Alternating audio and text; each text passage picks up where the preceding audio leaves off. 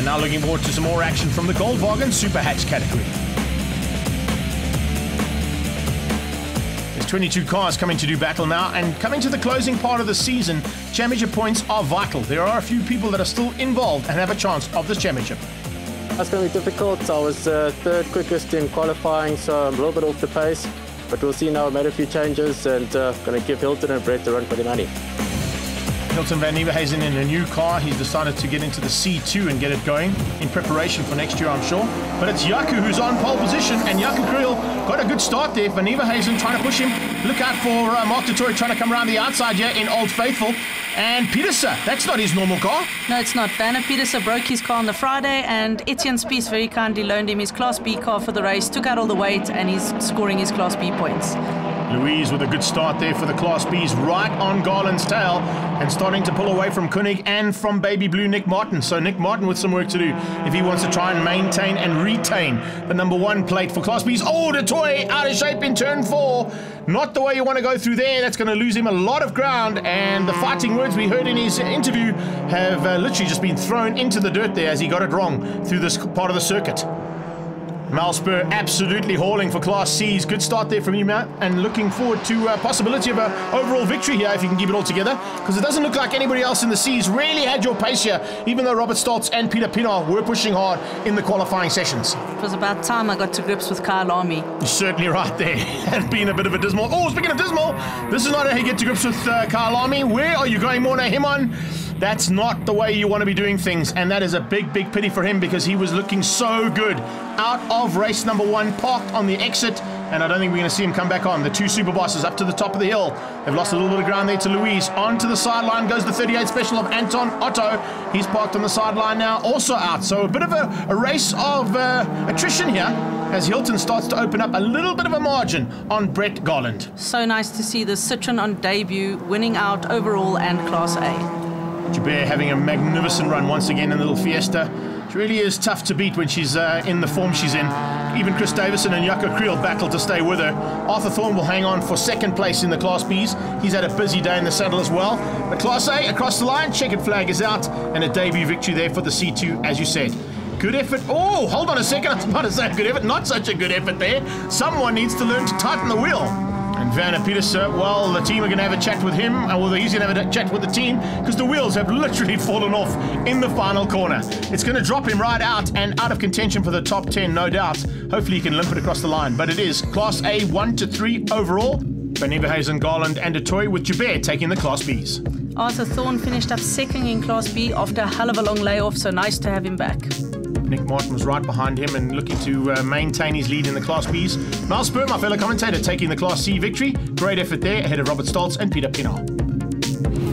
Going into race 2, now don't forget we invert the grid on the top 5 finishers in each class from the previous heat. So Jaco Kriel's on pole again with a much better start than race 1. Definitely a better start there from him. Leaves Colonel Mustard behind, and Chris Davison slots into 2nd place in the 2nd of the Super Bosses. Another good start there from Louise Joubert as she comes through. Look out for the Class C battle because Morna Himon is back in it as well. And I think, Mal, you might have your work cut out for you if Himon's car gets going a little bit better than what it did in the first one.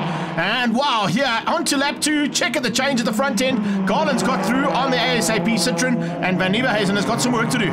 Looks like the battle just continuing, but here we go with the Class B battle, which is just all the cars in one corner at once. Koenig, Thorne, Koenig, Nick Martin, Chad Tendershate, and of course Vanna Pieterse in another Golf there, just trying to close in on the Class A's, but he's in a Class A Golf, even though it's got a Class B number on it. Remember, he had a chance to sort things out after his car broke, and it broke after race number 1, right in the final corner. Talking about braking, look at the front bumper on Brett's car. He gave Hilton a little nudge up the bum. And you've managed to survive. Speaking of survival, oh, it doesn't look like Louise has got that out of shape. It has indeed gone onto the inside and nearly into the clutches of the oncoming traffic. Wow, how did they avoid that car coming back onto the circuit? That was pretty dangerous stuff. There you can see Louise gets out of shape and Koenig rolls out of it, so does Nick Martin, but watch for the car coming back on. I don't know if Martin realized, oh yes, a face full of roost as he came through there. Sure, those stones can do some damage. Well, she's back on track, but now right at the back of the field, as you can see, and coming up onto Sean Ward, if I'm not mistaken. He'll be the last car on the circuit. Wow, and there's Mark taking second place away from Hilton now. Hilton with some problems, so after a victory he's kind of gone from hero to zero, or to third place, not quite zero just yet. Oh, look at how those Hondas are battling to keep the Citroen at bay.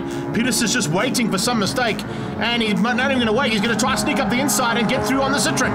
Peterson must have caught up with the safety car after Louise was off, and obviously bunched him up onto the back of Class A. Checkered flag comes out though, and it's another victory there for Garland. Second place goes to Mark de Toy. The victory in Class B's goes to Stewie Koenig. A magnificent effort there in the Peugeot 206. But there are the top 6 there. You can see them: Garland, de Toy, Van Nieuwenhuizen and Peterson, your top 4 in A's. B's is Koenig and Thorn. Jono Koenig finished up in 7th overall. Mornay taking the top of Class C ahead of Robert Stoltz and yours truly. Good effort there in the Class C's from Peter Pinar as well. Tugwell, a little bit further down than what he'd like to be, as was Jaco Kriel, up pole man. And we caught up with all the winners of Class A, B and C after the race. So I think a lot of people to thank. Firstly, Phil and Nick Martin, obviously, for the use of the car. And then also a big thanks has to go to Willem Bart and Mark Webber from BB Exclusive Cars in Hatfield. Thank you very much. Louise took me somewhere during the race, and she unfortunately came off. And I managed to hold it to the end, and I ended up winning. So I pushed a bit more. Hilton and I came together again with the safety car, and that it was touch and go, but eventually managed to win with Hilton and them right behind me.